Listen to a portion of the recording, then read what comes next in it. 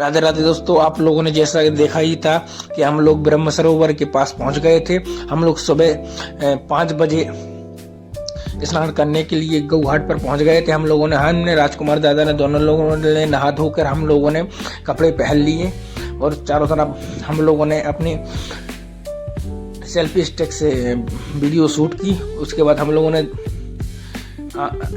मंदिर में ब्रह्मा जी के दर्शन के लिए निकलने लगे। हम लोग जाते जाते देखा यहाँ पे बहुत ही ज़्यादा भीड़ हो चुकी थी और सुबह के दर्शन बहुत ही ब्रह्म मुहूर्त में दर्शन करना एक अच्छा हमारे हिंदू धर्म में एक अच्छा रीति रिवाज है। और हम लोगों ने ऊपर चढ़ने लगे। ऊपर चढ़ने के बाद हम लोग रास्ते की ओर जाने लगे जो सीधे हम लोगों को ब्रह्मा जी के मंदिर ले जाएगा। उसके बाद हम लोग ब्रह्मा जी के मंदिर पहुंच गए थे और बाहर देखा। उसके बाद कम भीड़ थी। सुबह ब्रह्म मुहूर्त में हम लोगों ने देखा कि ब्रह्मा जी का एकमात्र विश्व में एक ही मंदिर है। हम लोग ब्रह्मा जी के मंदिर के भीतर कॉरिडोर में चल रहे थे। जो मेन मंदिर है उसकी फोटो और लेना मना है। इसके बाद हम लोगों ने दर्शन करके बाहर हम लोग निकल आए। निकलने के बाद हम लोग जाने लगे अपने जो काम के लिए आए थे उसके लिए हम लोग निकल गए हैं। उसके बाद हम लोगों ने देखा कि अब भीड़ बढ़ती जा रही थी। उसके बाद हम लोगों ने देखी कि रात में जो दुकानें टोटली बंद थी और ऐसा लग रहा था यहाँ पे कोई कुछ ना होता होगा, लेकिन बट सुबह जब देखा हम लोगों ने ये देखने लायक नज़ारा था। उसके बाद हमने ब्रह्म सरोवर को देखा जो कि 8 किलोमीटर के एरिया में फैला हुआ था और उसमें कम से कम 52 घाट थे। उसके बाद हम लोगों ने राम घाट पर गए। राम घाट पर जाकर हमने महाराज जी का वेट किया। इसके बाद हम लोग पूजा हवन करवाने के बाद उसके बाद हम लोग निकल आए। वहाँ से निकलने के बाद हम लोगों ने रास्ते पर देखा बहुत ही अच्छी दुकानें लगी हुई थी। उसके बाद हम लोगों ने यहाँ पर देखा बहुत ही विदेशी टूरिस्ट आए हुए थे। उसके बाद हम लोगों ने यहाँ पर देखा कि एक रैली जा रही थी जो कि आसाराम बापू की रैली जा रही थी और यहाँ पे लगता है कि आसाराम बापू बहुत ही ज़्यादा पूजनीय है। उसके बाद हम लोगों ने राधे जी रेस्टोरेंट में जाकर भोजन करने के लिए सोचा। उसके बाद हम लोग निकल गए। हम राजकुमार दादा वो बोल रहे थे बहुत सी ज़्यादा भूख लगा है। इसके बाद हम लोग निकल गए रेस्टोरेंट की तरफ। उसके बाद हम लोगों ने देखा आसाराम बापू का नज़रिया यहाँ पर जो रैली जा रही थी और पता नहीं आसाराम बापू कब जेल से रिहा हो गए और अपनी रैली निकालने। उसके बाद हम लोगों ने होटल में जाकर खाया खाना। यहाँ पर पराठे और हम लोगों ने मटर पनीर ऑर्डर दिया था जो यहाँ पर बहुत ही अच्छा लग रहा था। उसके बाद हम लोगों ने देखा यहाँ पर एक भैया गाइड मिले हमको जो पुष्कर घुमा रहे थे। उन्होंने बताया यहाँ पे दिया बाती जो सीरियल होता है उसका यहाँ पे शूटिंग हुई थी। जो सूरज राठी और संध्या राठी के ऊपर जो बनी सीरीज है दिया और बाती, इसकी शूटिंग लोकेशन ये है। इसी कमरे के अंदर वो शूटिंग हुई है और इसी को टेलीविज़न में दिखाया जाता है। ये इसका फ्रंट सामना था। इसके बाद हम लोग निकल गए सफारी के लिए। हम लोग ऊँट की सवारी करने के लिए और एडवेंचर करने के लिए हम लोग निकल गए थे पुष्कर के। उसके बाद हम लोगों ने थार पर जिप्सी पर बैठा। हम राजकुमार दादा ने हमारी बात हुई भैया से।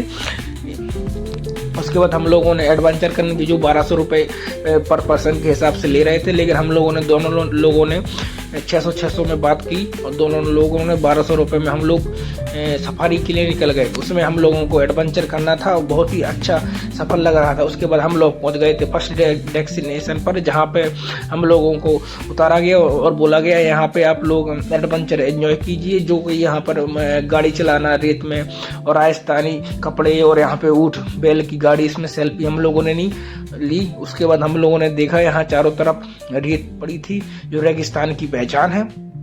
उसके बाद हम लोगों ने ऊँट के पास गए, ऊँट से के साथ ली सेल्फी। इसके बाद हम लोगों ने राजस्थानी ड्रेस पहन लिया।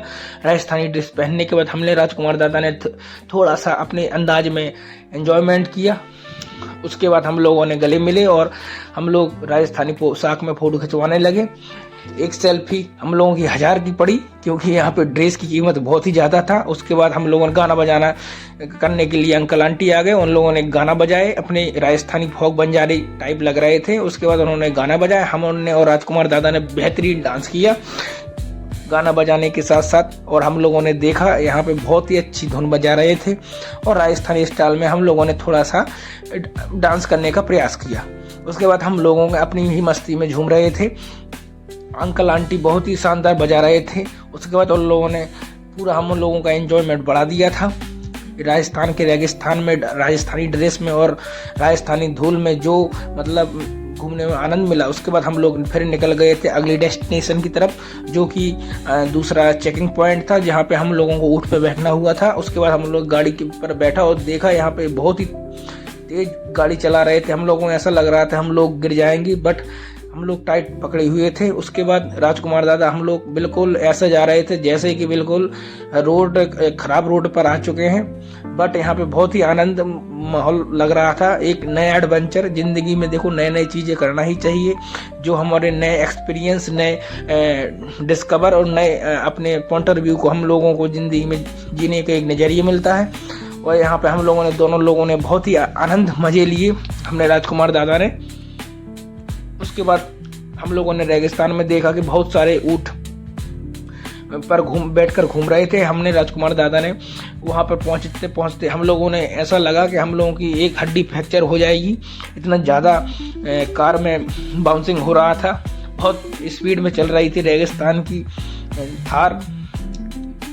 उसके बाद हम लोगों ने यहाँ पर राजा का एक महल देखा, जो यहाँ के पुष्कर के राजा थे। उसके बाद हम लोगों ने अपना यहाँ पर समाप्त किया टूर। उसके बाद हम लोग निकल गए अजमेर रेलवे स्टेशन की तरफ।